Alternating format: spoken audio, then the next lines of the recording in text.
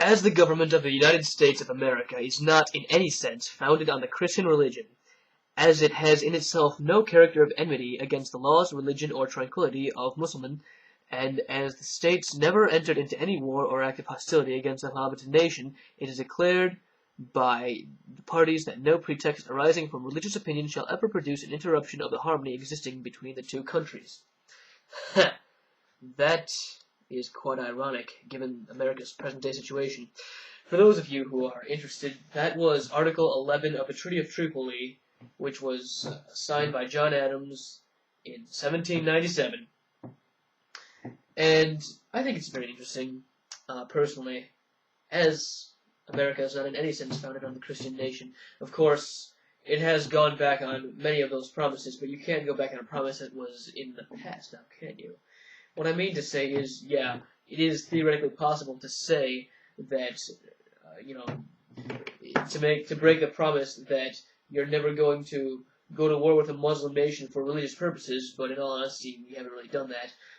But you cannot break a promise that says America in the past was not founded on the Christian religion. Yeah, I hope that made sense to you.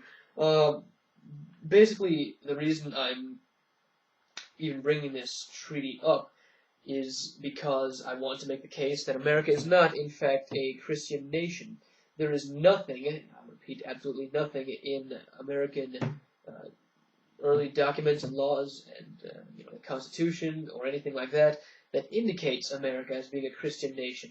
What's that, you say? America is founded on Christian morality. No, it's not. Christian morality says that you should stone homosexuals and witches to death. Jesus himself says that you should love thy father and thy mother, and by the way, to the best of my knowledge, there is no reference to Jesus Christ in the Constitution or any other early American documents, which I think would be a major part in a so-called Christian nation. The morality is not uniquely Christian in its character. The morality is uniquely moral in its character, and those are not the same things. There are many different religions out there that use this, similar morality, arguably, that you can find in the American Constitution. And like I said before, Christian morality does not line up with the American Constitution perfectly if you read the Bible. Now, and the other thing too is, well, they mention God and stuff like that. Well, Christians aren't the only ones who believe in God either. And what am I trying to say? You could, of course, make the claim that, okay, even though these morals that are the foundation of American Constitution, aren't necessarily derived from Christianity, the case is that they actually are. Well, in that case, the burden of proof lies on you, Jesus Freak 777, and any other person who's willing to make that claim. And so far, I have heard no convincing arguments. As a matter of fact, the best argument I've heard on the topic is actually one going the other way. The one that says, truthfully, that most of the American founding fathers were not actually Christian. They were theist. They were theist, they were deist. That's not the same thing. Now, some of them were Christian, most were deist, and all of them were secular in their political dealings. Now, Jesus Freak, you go on to say that America was meant to be a Christian nation and people should have the freedom to do that. Those things are mutually exclusive, and any idiot with half a brain can realize that. And then you go on to say that, all nations are sovereign, are under God, and are ultimately under God's sovereignty. Well, that's just your personal religion speaking. You can't honestly, put that into a whole political argument. Oh, and by the way, neither in God we trust being on the money, nor under God being in the Pledge of Allegiance dates back to the Founding Fathers, ironically enough. So, yeah.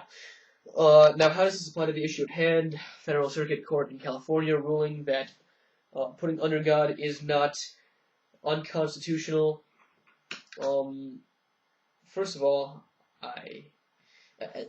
here's the thing. as much as this video would lead you to believe that I disagree with that decision, honestly, I could not care less.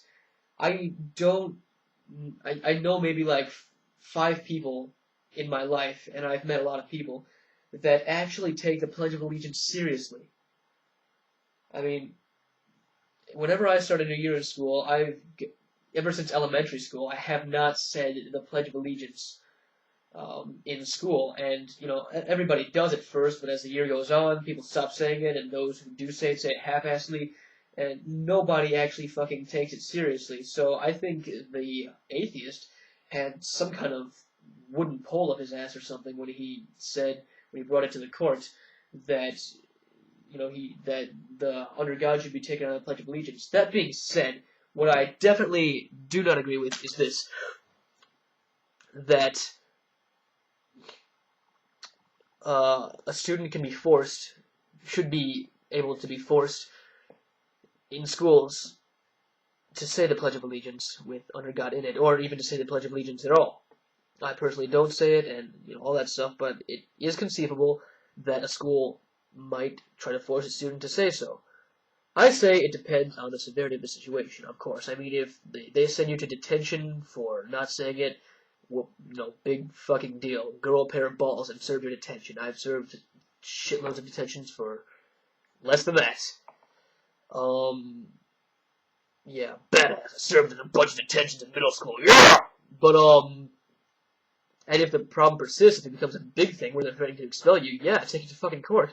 And I don't mean the circuit court, which apparently doesn't know shit. I mean the fucking, the Supreme Court, or some shit like that.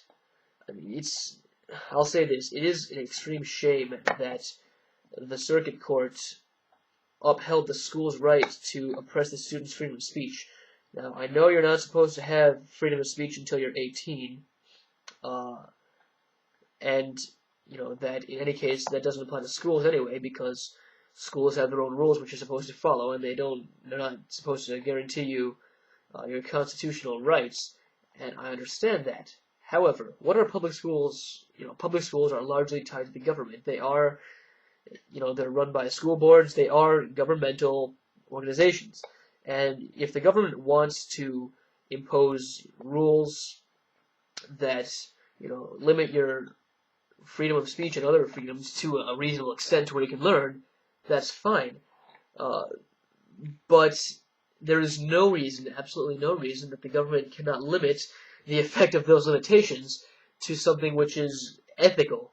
And even you, Jesus Freak, in your video, I know you would disagree that, or rather that you would agree that forcing students to say the Pledge of Allegiance with, to say the Pledge of Allegiance at all is unethical. And the reason I know that, Jesus Freak 777, is because you, in your video, said that yes, America is a Christian nation, but we should have the freedom to either accept that or reject that, which makes no sense to me wholly, but you did say that we should have the freedom to accept Christianity or reject it.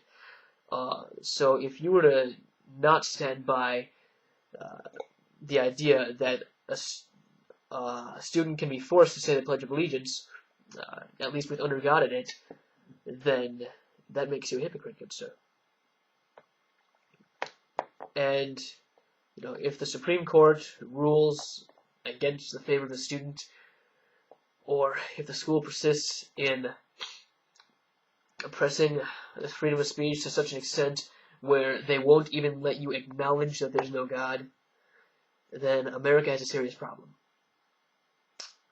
And Jesus Freak, I know you try to use the authority of the American government in order to make a case for Christianity. I'm saying right now that is complete bullshit. That a country's government cannot